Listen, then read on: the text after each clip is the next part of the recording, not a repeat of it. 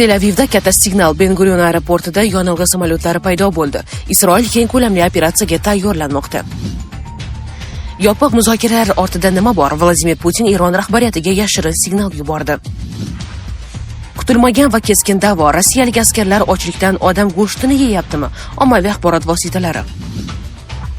Isroil bosh vaziri Benyamin Netanyahu tuzoqqa tushdimi? Saylov va sud bir nuqtada. Hammasini qaytaradi, keyin ozod bo'ladi. Japarov Tashifning ukasi haqida.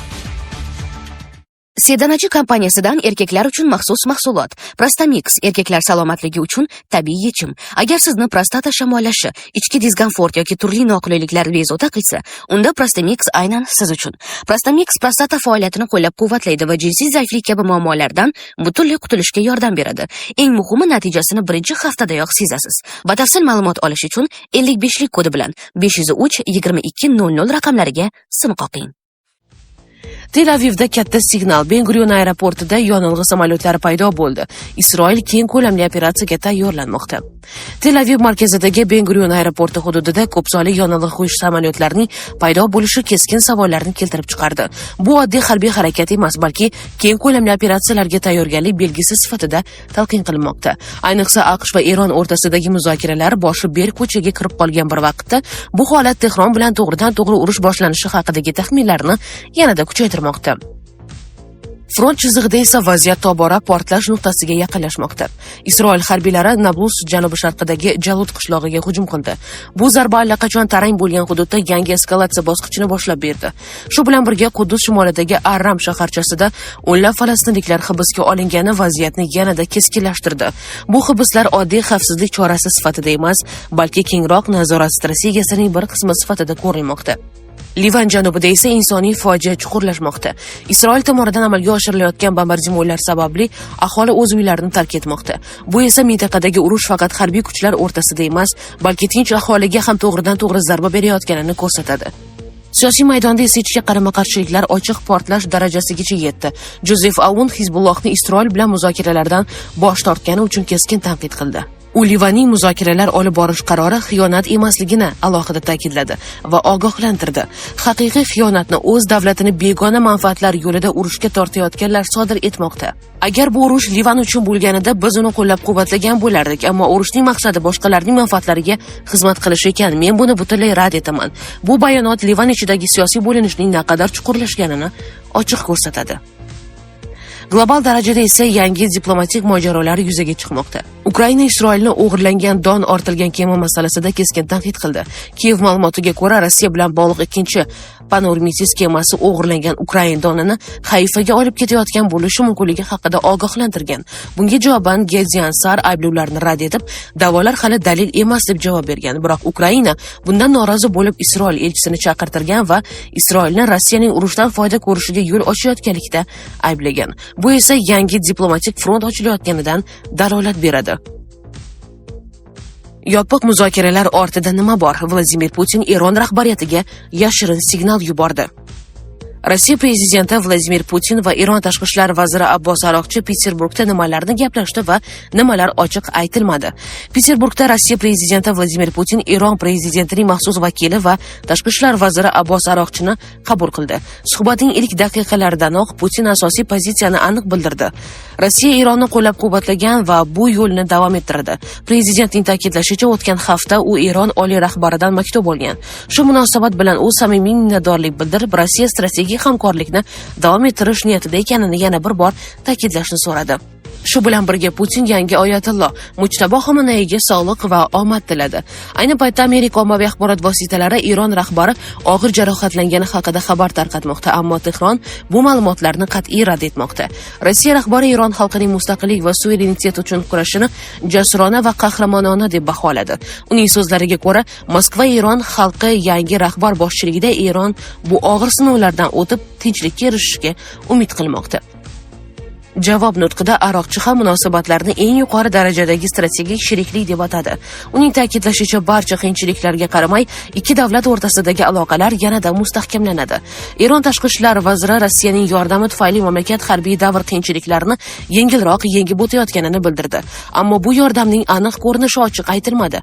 Shu bilan birga Rossiyaning BMT Xavfsizlik kengashidagi qo'llab-quvvatlovchi pozitsiyasi hamda S-300 havo hujumidan mudofaa tizimlari muhim omil sifatida tilga olinadi.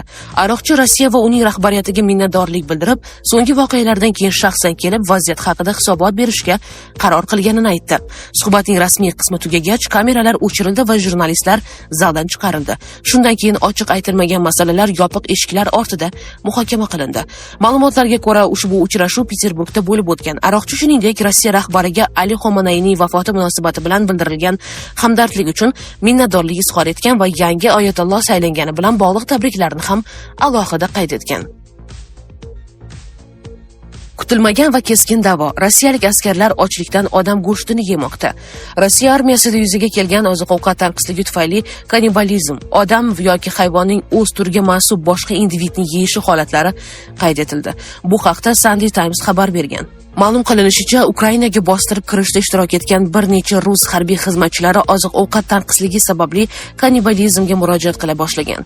Nashr Ukraina harbiy razvedkasi materiallari, shu jumladan fotosuratlar va rus zobitlari o'rtasidagi unga yaqin audio xabarlarni asos qilib olgan. Shuningdek, xabarda o'z o'rtoqlarini yeb qo'ygan kamida 5 ta holat haqida gap borgan.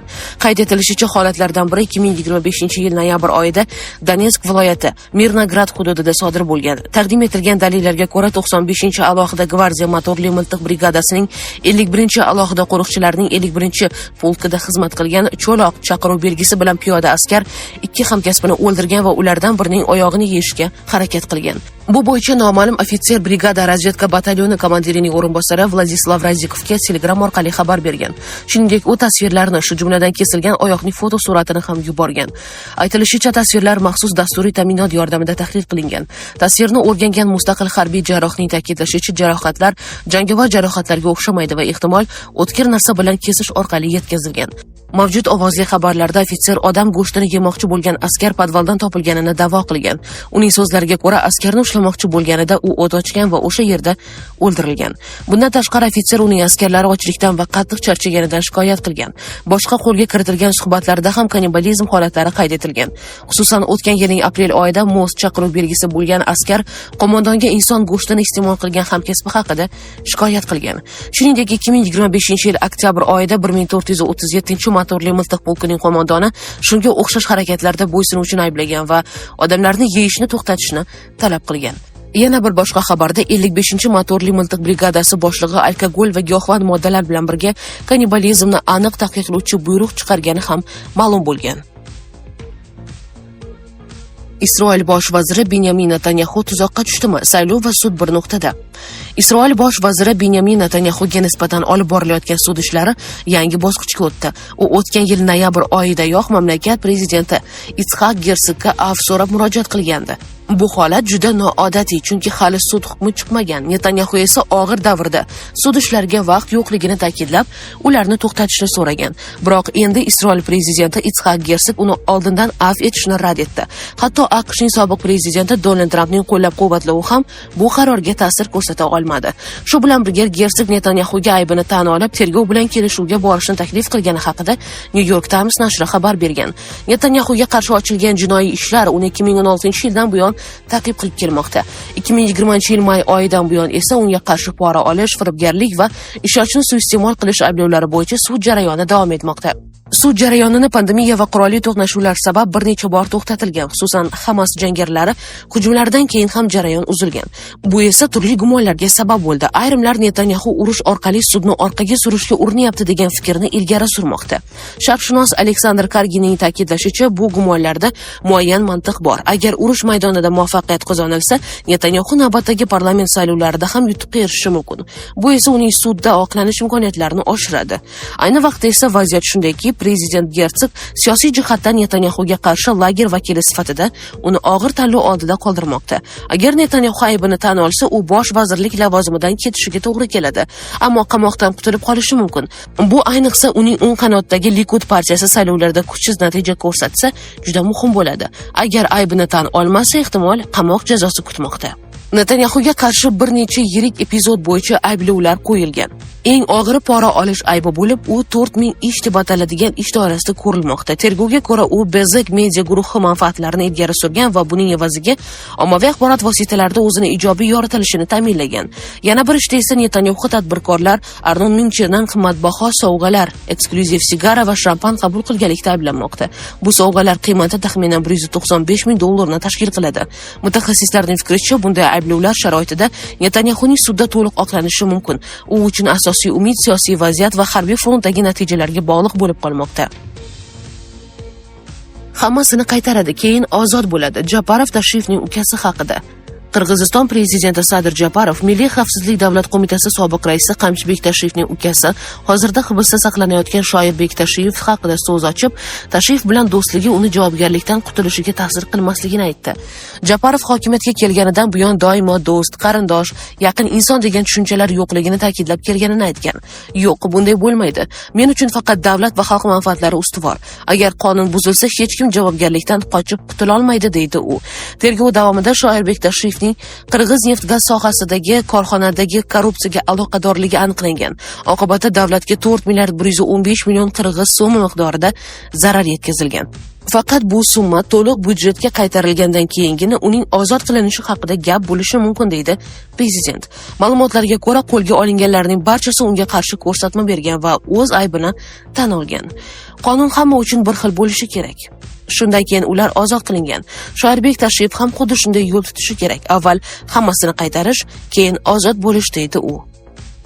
Sizga yetkazmoqchi bo'lganlarimiz hozircha mana shulardan iborat edi. Dunyo yangiliklaridan uzoqlashmang. Salomat bo'ling.